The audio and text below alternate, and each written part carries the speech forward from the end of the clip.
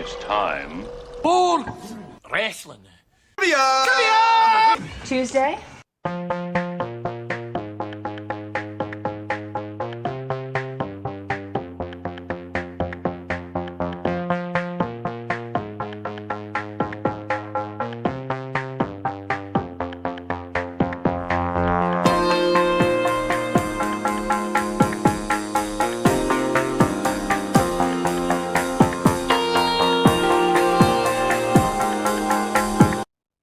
Hello, ladies and gentlemen. Ronald Ray here, your boy with a cornbread accent.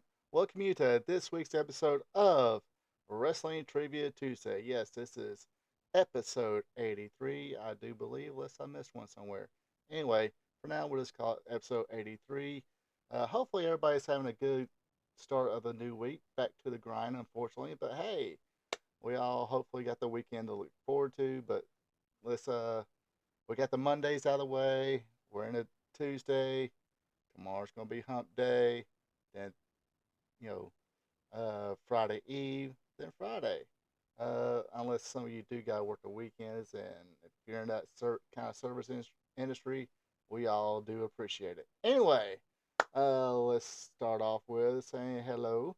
Appreciate everybody tuning in. Hey, if this is your first time tuning in, what I do is I ask 5 questions all dealing with the sport of professional wrestling. If you like what you hear or having fun, hey, click the like button, leave a comment, let me know how you did. Also, if this is your first time watching, be a champion. Click on that subscribe button. Without no further ado, let's let it rip. Alright, here we go. Question number 1. Let's go to New Japan Pro Wrestling for this question. Who won the 2003 G1 Climax? Was it A. Yuji Nagata, B. Hiroshi Tenzan, or C. Yun Akiyama?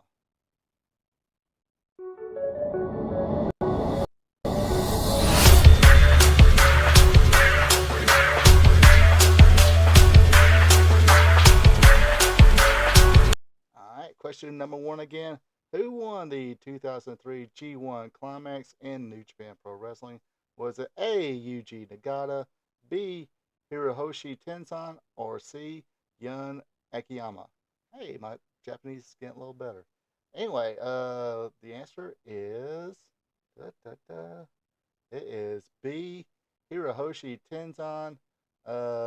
He's the one. He actually beat Yun Akiyama in the finals of that tournament. I think he held a New Japan Pro Wrestling, I guess it's called the World Title now. He held that championship a couple times, or multiple times. I forgot how many. Also, he's a former NWA World Champion. So, yeah, Hiroshi Tenzan, good choice to be the winner that year. Was actually pretty good. I think he still wrestles today. Let's go to question number 2. Alright, question number 2 comes all the way back to 1983, and it deals with the Stampede North American Championship. Anyway, question number 2, who did Archie the Mongolian Stomper Goldie defeat to win his 14th and last Stampede North American Championship? Was it A.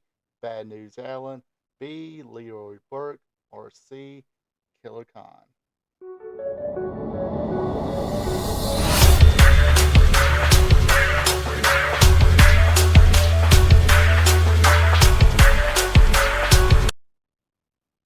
Alright, question number 2 again. Who did Archie the Mongolian Stomper Goldie defeat to win his 14th and last Stampede North American Championship? Was it A. Bad News Allen, B. Leroy Burke, or C. Killer Khan? The answer is A. Bad News Allen, or those WWF fans probably know him as Bad News Brown. Legit tough guy. Did the territories. I think did get a start in Stampede, or at least was starting to get a name there. Went to Florida, built his name a little more. Then I forgot how many. I think he did wrestle Japan too a few times. I forgot his old career, but yeah, definitely a guy who didn't want to mess around with. But he did the honors and let Archie Goldie, or did the honors for Archie Goldie. Of course, widely known as the Mongolian Stomper. He wrestled lots in Knoxville, Tennessee. Actually, a legend in Knoxville, Tennessee. Actually, wrestling in Southeastern. And actually, this past week's uh, Wrestling Gold Friday night, it featured I think one probably the last promotions he did wrestle for in the States. USA Championship Wrestling for Ron Fuller, and it was around 1988. He was their first USA champion as well. But yeah, two guys, outstanding careers. I believe there's two legit guys you didn't really want to mess with. Anyway, let's go to question number 3. All right, question number 3. Speaking of two mean old son of a guns, uh, who did Ole Anderson and Stan Hansen defeat to win their first NWA Georgia Tag Team Championship? Was it A, Jack and Jerry Briscoe, B, Tommy Rich and Tony Atlas, or C, Tommy Rich and Rick Martel?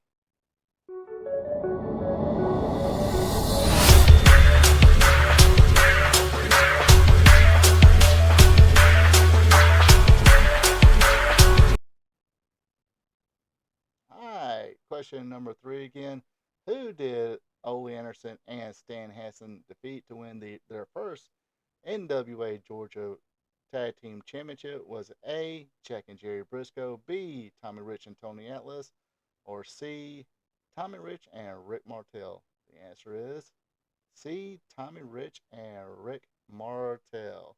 Also, excuse me, Ole Anderson and Stan Hansen are former NWA World Tag Team Champions too. Uh, yeah, it was funny. Remember watching the Road Warriors interview with RF Video, and they were talking about how when Ole brought them into Georgia, they're like, "Hey, just beat the hell out of everybody." Then once they got to wrestle Stan and Ole, or Stan Hansen and Ole Anderson, they kind of tamed him down a little bit. It's like, okay, this is how you do it now. Nice and, well, I won't say nice and easy. Apparently, Stan couldn't see that too good, and definitely, definitely will lay him in, both these guys.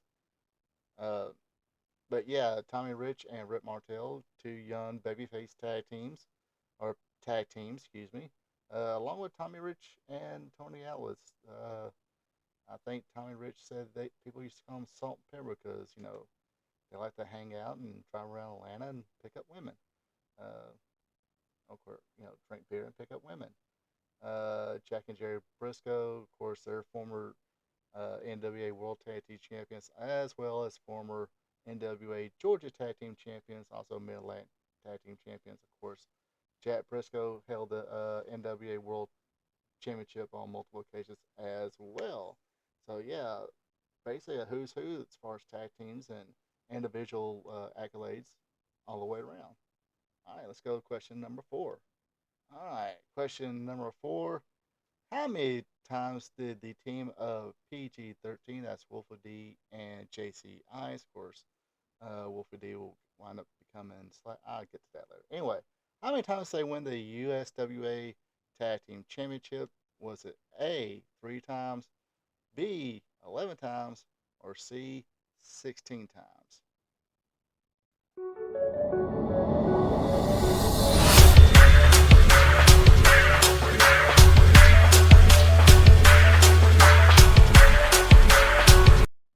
Alright, question number 4 again. How many times did the team of PG-13 win the USWA Tag Team Champions? Was it A, 3 times, B, 11, or C, 16? The answer is C, 16. Yes, 15 reigns. Of course, that means they won them 16 and 16 different times. Uh, Basically, this was their team in the 90s. Um, wasn't a fan of them. I thought they were just small and skinny, and wasn't a big fan of rap music to begin with, and especially people who can't rapping makes it even worse. But yes, as I was about to mention before, Wolfie D, the taller one, he wound up becoming Slash of the Disciples of the Apocalypse. Of course, J.C. Ice is the real life son of Jamie Dundee. He went on to become a Jerry Springer actor when he wasn't wrestling. But yeah, they were kind of like their Fabulous Ones, Rock and Roll Express, except for with the rap music. I think they started off as heels, but became baby faces.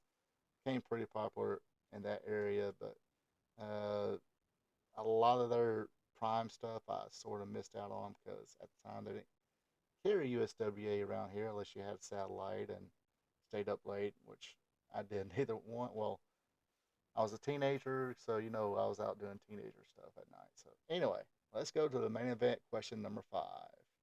All right, question number 5.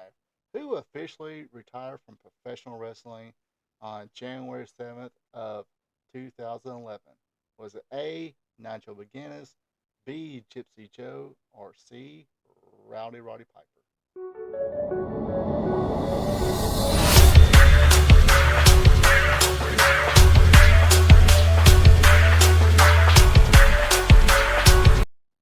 All right, main event question number 5 again. Who officially retired from professional wrestling on January 7th of 2011? Was it A, Nigel McGuinness, B, Gypsy Joe, or C, Roddy Piper? The answer is B, Gypsy Joe. To tell the truth, I had to have the exact answer on this one. Um, they all pretty much retired in 2011. I think Roddy did midway in the year, and Nigel towards the end of the year. Of course, all had a long career, or Nigel didn't have a long career, unfortunately, injuries and everything. I think he caught Hep C or something like that as well. But he had a few injuries. Uh, if I remember correctly, him and Brian Danielson, when they was both about to come to the WWE, and but Nigel failed a physical, and he wound up signing with TNA, became Desmond Wolf. Uh, when he started off pretty good, but I think the injuries finally did catch up with him, and so he didn't really get the push he probably should have. Of course, Brian Danielson became Daniel Bryan, and his career, took off like a rocket. Gypsy Joe, pretty much like his name, he was kind of a gypsy. He just went from territory to territory, and what can you say about Roddy Piper, man? Hall of Famer, huge star wherever he went, whether it's uh, San Francisco territory, Portland, Atlanta, Charlotte, Florida, wherever he went, it did not matter. And of course, uh, became a big star in the WWF. Was in WrestleMania 1, 2, 3.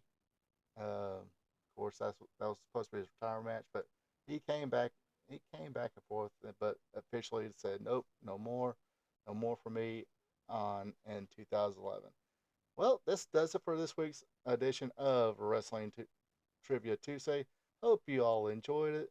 Let me go ahead and plug my other shit here. Of course, you're watching Wrestling Trivia Tuesday. This is what I do every Tuesday. I ask 5 questions all dealing with the sport of professional wrestling. I try to have it recorded and up by at least by 10 a.m. on Tuesday. Of course, I record at night before, but you don't you don't need to know those details. But I try have it up by 10 a.m. on Tuesdays, if not at least Tuesday evening. Uh, Other shows I have include my weekly WWE Raw recap show, as well as AEW Dynamite recap show as well. The Raw I try to get up by Tuesday as well, if not Wednesday. Uh, the Dynamite at least try to get it by Thursday evening. Speaking of Thursday evening, I have a live stream called Spot Show Live Stream with me, Ronald Ray. That's Thursday evenings at 8 p.m. Eastern, 7 p.m. Central, 6 p.m. Mountain, 5 p.m. Pacific, 9 a.m. Friday morning in Japan, and 5 a.m. Friday morning in India. this week. We'll go through this couple of news, but going to have a little more extra fun on this week's Spot Show live stream. Going to do a little fancy booking. Uh, going to say, hey, okay, we're going to put a card together. They finally kind of shook hands, made a deal, and the fancy booking is a What If Forbidden Door featured the WWE and AEW. Uh, so yeah, so I came up with a card and picked the winners, and like I said, fancy booking. So if you want to join in the chat, make your own card as well. Uh, Join in the chat. Maybe we put one big card together. We'll figure how much time we got and get right to it. And like I said, just have some fun with it. And if you're not into the new school stuff, the current wrestling product, hey, got the answer for you. I have another live stream on Friday nights called Wrestling Gold Friday Night. It starts at 8 p.m. Eastern, 7 p.m. Central, 6 p.m. Mountain, 5 p.m. Pacific, 9 a.m. Saturday morning in Japan, and 5 a.m. Saturday morning in India. But here, of course, it's Friday nights at 8 p.m. Uh, yeah, we'll just talk some old school wrestling, give like this day in wrestling history, and I do believe we're just going to just going to keep it simple. We're going to go back to Memphis uh, on this week's edition. Memphis, 1987. I'll pick a show from there. We'll watch it and do a little watch along. Where I'll put in my 2 cents. Not really commentate, just kind of share the memories of some of the angles and stuff like that, and some of the stars of Memphis at the time and what they did later on. But as I said, this does it for this week's edition of Wrestling Tuesday, Trivia Tuesday. Hope you folks have a good one and take it easy. Hey there, thank you for checking this out. If you enjoyed it, share with friends, drop a like button, leave a comment. Also, be a champ and hit that subscribe button. You can also check me out on social media, Facebook at Ronald Ray, on X or Twitter is RPATRPTV46. Until next time. So long from the peach state of Georgia.